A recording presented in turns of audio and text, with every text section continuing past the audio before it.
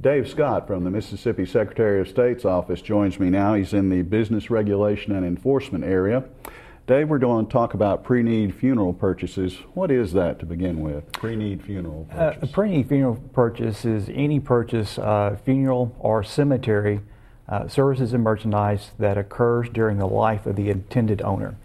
There are two ways to purchase funeral services and merchandise. One would be pre-need, and the other purchase would be made by family members or loved ones following the death, which we would call at need. Now, why would someone be interested in making a pre-need funeral purchase? There are two reasons. For some, there is an interest in making the decisions concerning the level of death care services and selecting the particular merchandise items so that responsibility will not transfer to loved ones at death. For others, there's a financial incentive, or there could be a financial incentive. Typically, funeral providers will offer inflation-proof contracts that allows a purchaser to lock in current prices. So if a person buys a contract today but lives another 10 to 15 years, when the goods and services are furnished at death, the provider is obligated to furnish those at the contract price that existed at the time of purchase. Now, how does an individual buy a pre-need plan? Well, typically there are two methods. One would be insurance-funded methods. An insurance-funded method.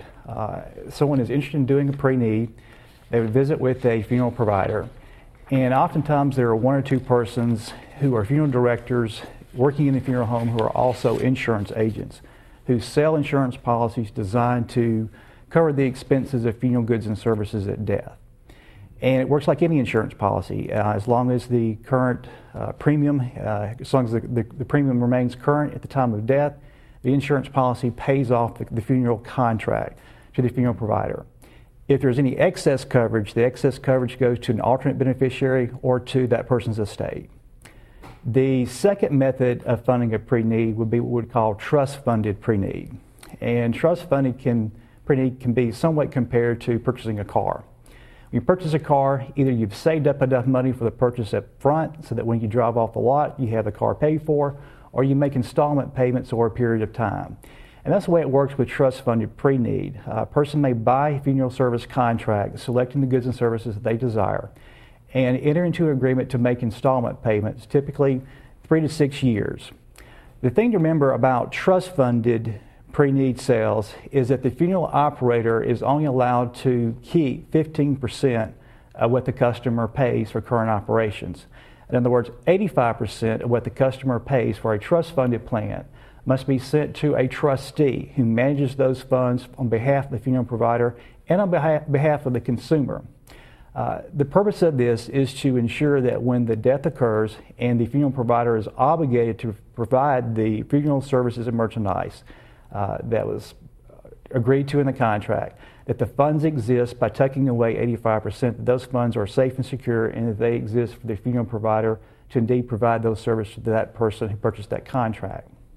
What can consumers do to protect themselves in this purchase? Well, there are a couple of things, particularly if you are a trust-funded consumer. You can ask that your funeral provider provide you with some documentation that indeed 85% of what you pay has been sent to a trustee. Your contract, you should look at your contract. Your contract is required to disclose the name of the trustee for your funeral plan, and the consumer can certainly contact the trustee and ask the trustee to provide some documentation or proof that indeed that trustee has received 85% of what has been paid in on that person's behalf. All right, if someone is interested in making final arrangements so it will not fall to the family to have to take care of that, is there any other option without buying insurance to accomplish this? There is another option. It would be called a pre-arrangement.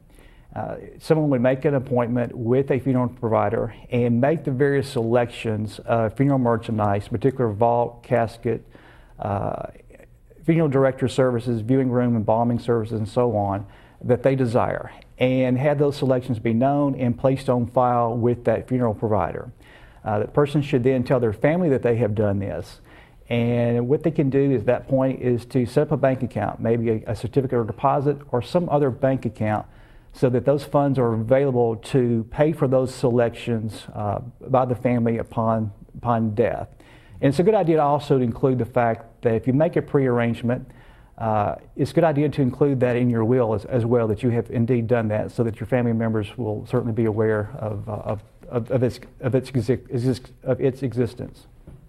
All right. Well, thank you very much for joining us today. Thank you.